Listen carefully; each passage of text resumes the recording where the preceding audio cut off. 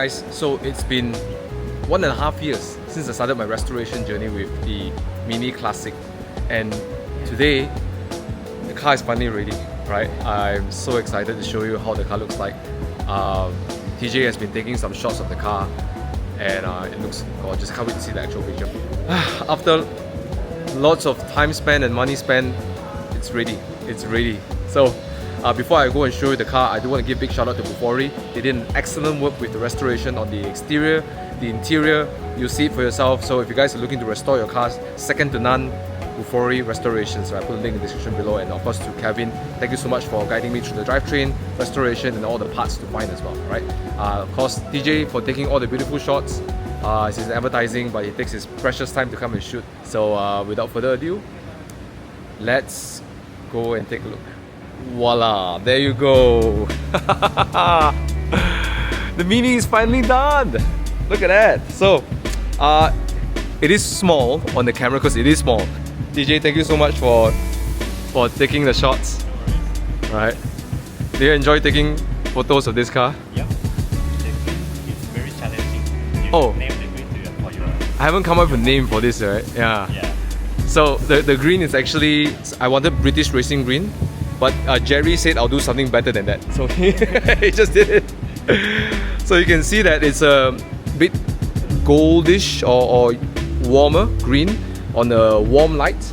But if you go to the colder colors, it looks a bit more bluish, like that. So it's really, really special in that sense. Yeah. So not only the color itself, but the actual quality of the paintwork, it's insane, right? So what Bufori did was to not only sand down to bare metal, and that's very important because you want it to be bare metal, but it's even. It's completely even with as little putty as possible, as little fillers as possible. You want a flat surface because if a lot of putty. See you.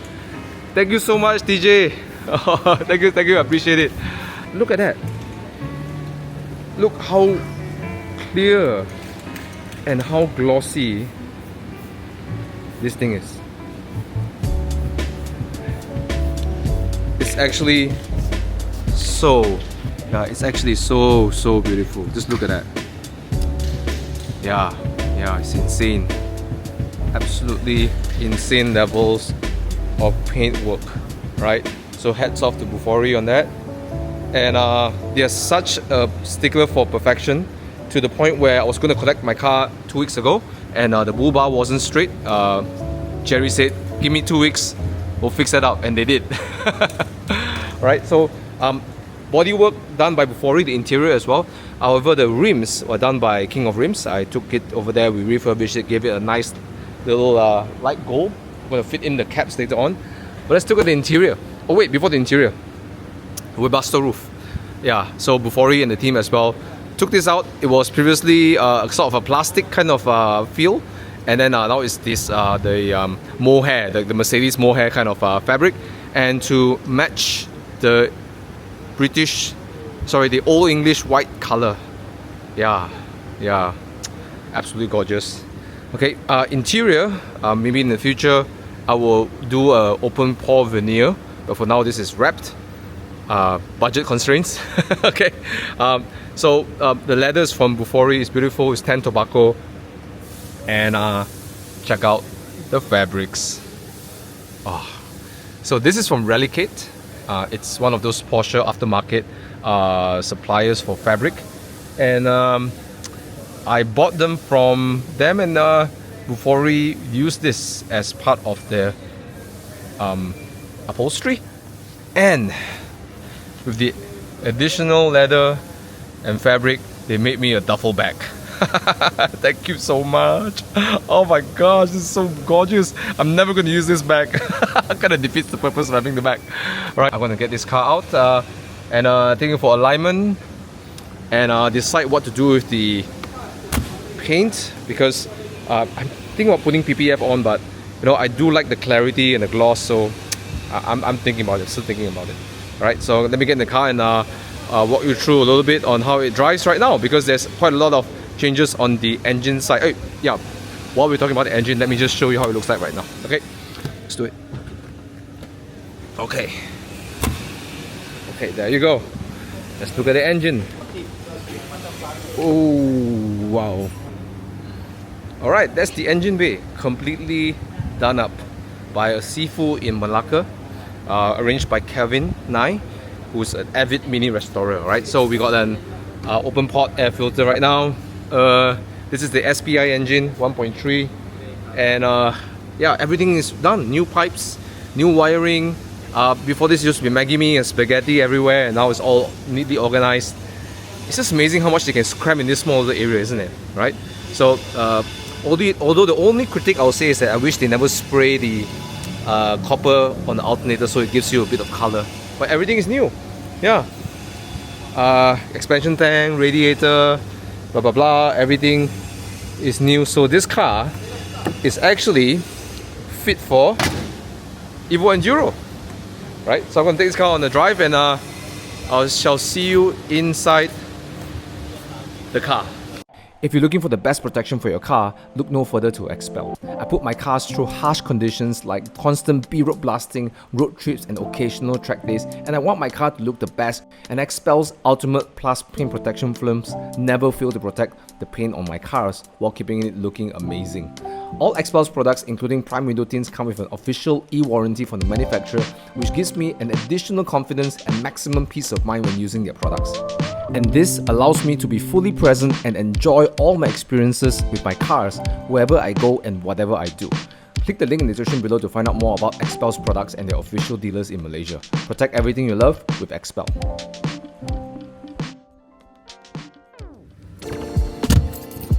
Oh, the wait is finally over. Oh, that sounds like a very healthy engine. The roof works. Thank you, Vincent.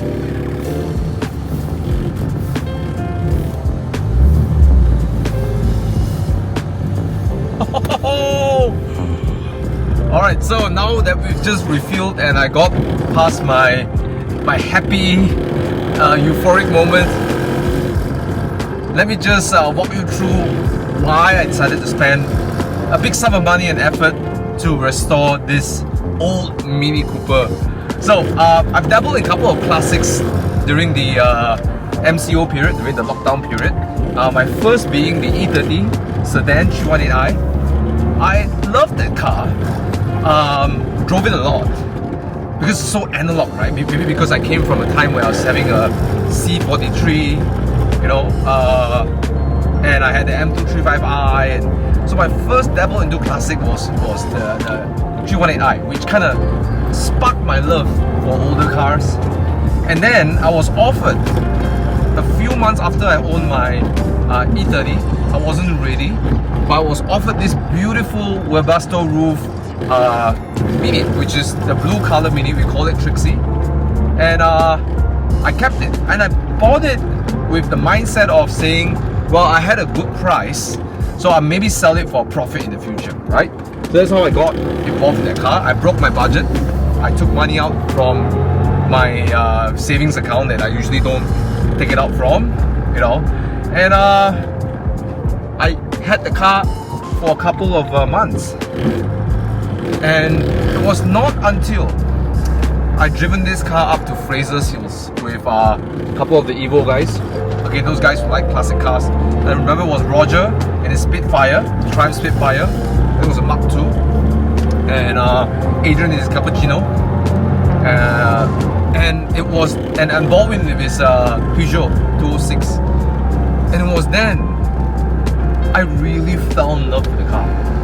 I got the roof up, you know, Webasto roof up, and I was blasting rock music from, you know, Queen, Deep Purple, Kansas, you know, it was just amazing, right? And just singing and going all the way up to Fraser's Hills in that tight little twisty road, and all the way down as well. I was exhausted by the end of the day, but I fell in love.